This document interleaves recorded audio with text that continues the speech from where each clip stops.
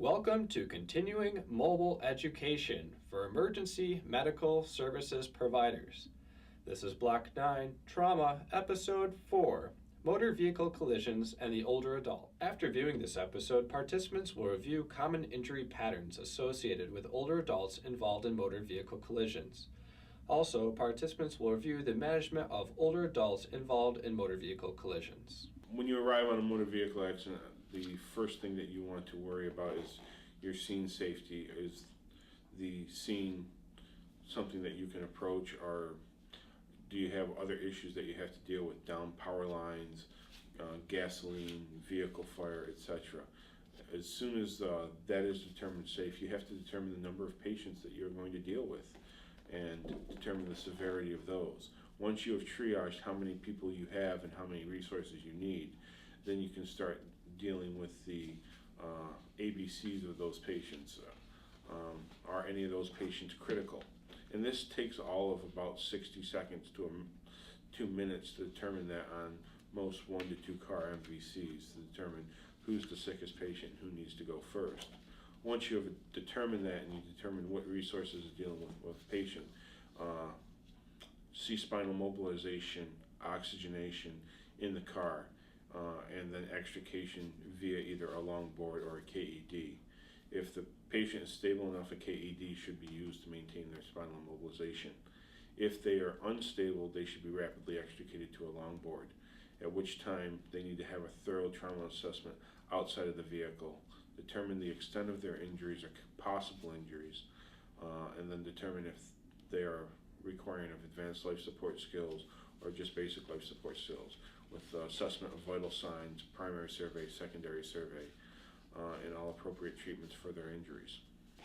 So injury patterns that you see in geriatric patients in motor vehicle collisions, you actually see a higher propensity of people who don't wear seatbelts. So you see more head injuries, more cervical spine injuries, worse chest injuries. As the driver sits in the component in the car, well, any place in the car, the side to side, you tend to have bilateral rib fractures more commonly in a geriatric patient. Worsened head injuries with relatively minor trauma because of the shrinkage of the brain and the bridging veins, and a higher propensity of subdural injuries. You tend to see more acetabular and hip fractures because of the osteoporosis in the geriatric patient population.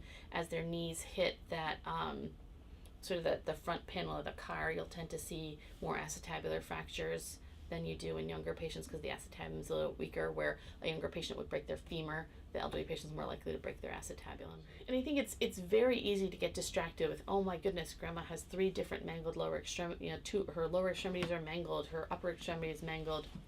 But we're as guilty in this in the younger patient as we are in the older patient, staying with the fundamentals. How is their airway? Are they breathing? What are their vital signs? Do they appear to be perfusing? And then remembering truncal injuries tend to kill the chest and abdomen. So if they're not adequately breathing and their blood pressure is bad, their broken leg isn't going to matter, because they'll perish from their truncal injuries. With all patients, especially geriatrics, if you have a trauma patient that is involved with an altered mental status, you must determine if this is due to a glucose issue, a drug issue, or a head injury. Is this due to low blood pressure, low pulse rate, hypoxia, etc.? So you go down through all of your standard altered mental status protocol and try to determine where the patient falls. And if you have no other reason for this, is this patient normally altered due to dementia, which is always a consideration when you're dealing with the elderly. Alzheimer's is becoming more and more prevalent in our country, and as such you have to take that as a consideration, but you should always exclude all medical problems and trauma prior to that. When responding to a motor vehicle collision, it is important to perform a scene size-up.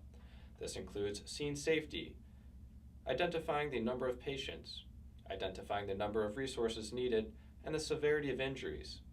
Older adults may suffer more head, spine, chest, and acetabular injuries. Altered mental status can be caused by a variety of traumatic and medical mechanisms. A complete physical exam will help identify injuries that need treatment. I can recall a difficult extrication.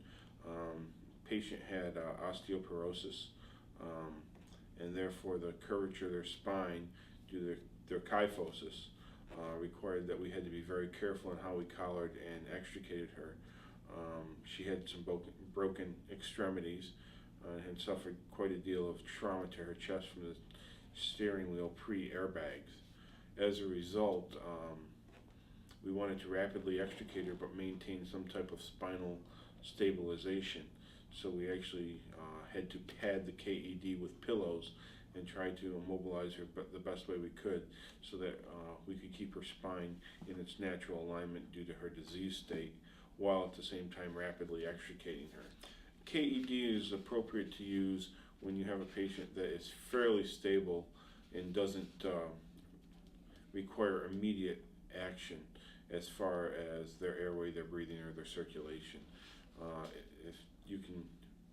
If they're stable enough that those three portions of your exam are stable, then a KED is a perfectly acceptable. The suspected spinal injury immobilization protocol, the elderly are specifically called out as if they are having injuries and such, that they are age excluded from that protocol, and as such don't fall, if they're over the age of 65, under that. They are to be immobilized as you normally would, due to the fact that they have these other issues dealing with their disease states and their more likeliness to fracture bones and such. Older adults are at increased risk for spinal injury. They should always be immobilized for precaution in motor vehicle collisions. The Kendrick excavation device, KED, should be used in non-emergency situations. After the KED is applied, the patient should be transferred to a longboard.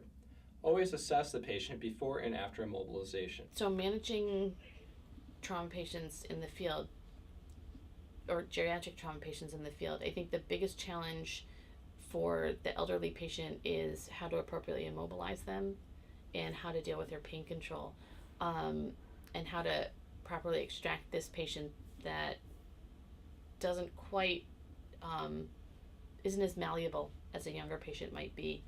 Common things, most patients you would bring in backboarded and collared, but this is a patient where you're going to need to pad their pressure points.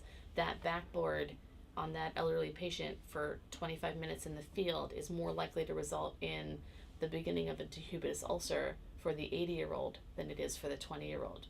There's just nothing, there's not as much subcutaneous tissue, and their skin quality is not as good.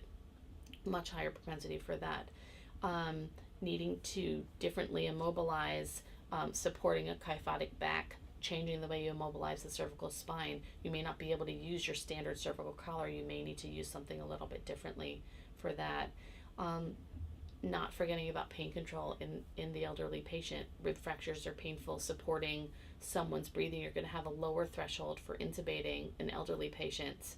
But the caveat to that being, their head positioning is going to be worse. Their mouth opening tends to be smaller. Some don't forget to remove their dentures, but then at least the teeth are out of your way. So those sorts of things are challenging when you do manage their airways, but a lower threshold for intubating. Everybody absolutely needs oxygen because they just don't have the same pulmonary reserve. Pain control, and when in doubt, splinting extremities. When you go with fluid resuscitation in the field as well, in the geriatric patient, you're going to be a little bit careful with just opening your IV bags wide open.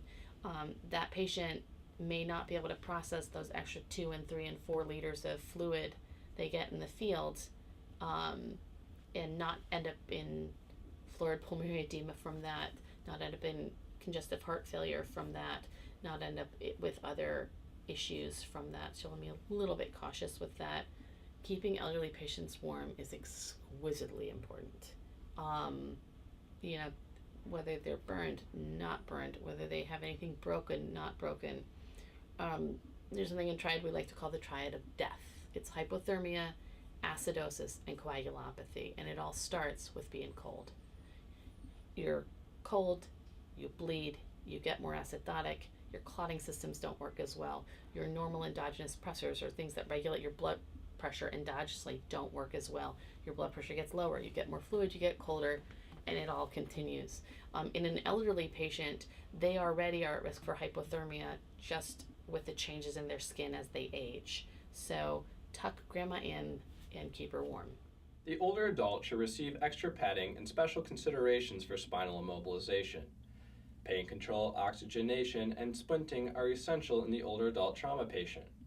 Be cautious when giving IV fluids. Some older adults will not be able to tolerate large amounts of fluid, resulting in complications.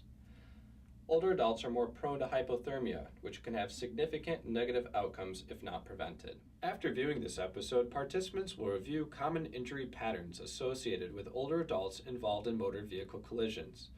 Also, participants will review the management of older adults involved in motor vehicle collisions.